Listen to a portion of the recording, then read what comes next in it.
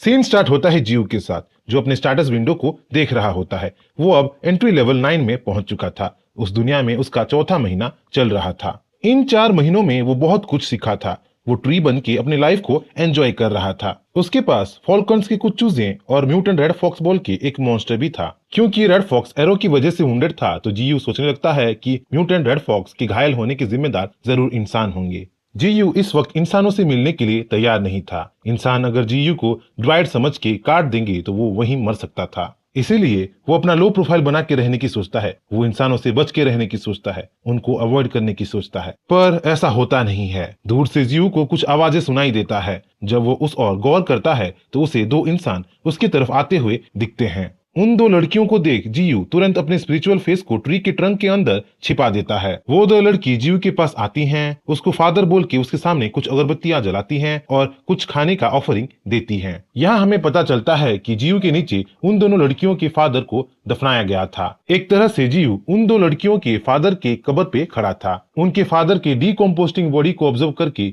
जीयू बड़ा हुआ था। जहाँ ये सब सुन के और जान के जीयू को अजीब लग रहा होता है, वहीं उन 2 लड़कियों को मन ही मन उधर से चले जाने को वो बोल रहा होता है। यहाँ हमें उन 2 लड़कियों की कैरेक्टरिस्टिक के बारे में भी पता चलता है। बड़ी सिस्टर जहाँ मेच्योर और पेशेंस से भरी हुई थी, वहीं छोटी सिस्टर चाइल्डिश और हमेशा हड़बड़ी में रहती थी। छोटी इतनी पेशेंसलेस थी कि कभी कभी अपने फादर के ऑफरिंग्स को भी खा लेती थी। थोड़ा प्रेयर करने के बाद वो 2 लड़की पास ही एक रिवर में नहाने के लिए चले जाते हैं और नहाते हुए 2 सिस्टर्स पानी में मजे करने लगते हैं। उनकी आवाज सुन जीयू अपने आप को रोक नहीं पाता। वो उनको नहाते हुए देखना चाहता था। वो देख भी लेता, पर उसके साइड को कुछ दूसरे पेड़ रोक रहे थे। वो इतना उतावला हो जाता है कि अपने रूट्स को उखाड़ के उनके पास उनको नहाते हुए देखने के लिए चला जाता है। नहा धो के 2 लड़की अपने फादर को गुड बाय बोल के वहाँ से चले जाते हैं और जीयू उनको ऐसे ही घूरता रहता है। ऐसे ही देखते देखते और एक हफ्ता बीत जाता है। ऊपर से जो कैनियन पीसफुल लग रहा था, अंदर से वो कैनियन जंग का मैदान था। प्रेडिएटर और प्रे में हमेशा जंग छिड़ी रहती थी। जीयू के फॉल्कन्स अब बड़े हो चुके थे और लेवल 3 में पहुंच चुके थे। वो इतना काबिल बन चुके थे कि म्यूटेंट रेड फॉक्स के साथ मिलके शिकार करने लगे थे। ऐसे ही वो लोग मिलके म्यूटेंट गोल्डन ईगल का शिकार कर रहे थे।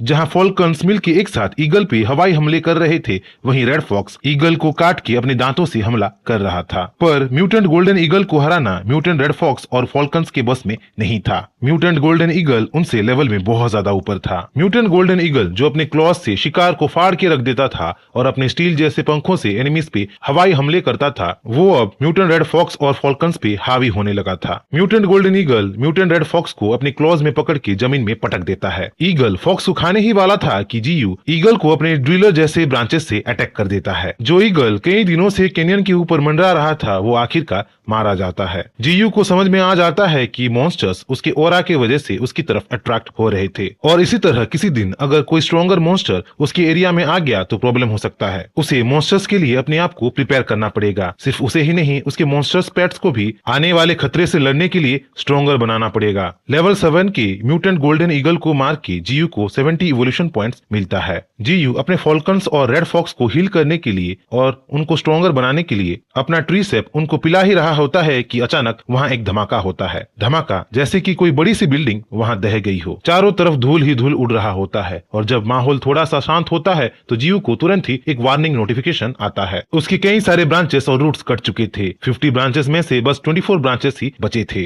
जीयू बाल बाल बचा था। जब धूल पूरी तरह जमता है तो जीयू को उसकी ये हालत करने वाला एनिमी दिखता है, जिस एनिमी को आते वो महसूस नहीं कर पाया था, जिसने जीयू की तरह अपना ऑरा छिपा रखा था। वो एनिमी अब उसके सामने था। जीयू का एनिमी एक टोमाहॉक स्नेक था। स्नेक जो लेवल 9 पे था। एक ऐसा स्नेक जिसके सर और पैर पे ब्लेड्स लगे थे। ब्लेड्स जो एक ट्री को आसानी से काट सकते थे। स्नेक को देख म्यूटेंट रेड फॉक्स गुर्राने लगता है। म्यूटेंट रेड फॉक्स को इस तरह गुर्राते देख जीयू समझ जाता है कि रेड फॉक्स स्नेक से पहले लड़ चुका था और शायद रेड फॉक्स को घायल टोमाहॉक स्नेक ने ही किया था।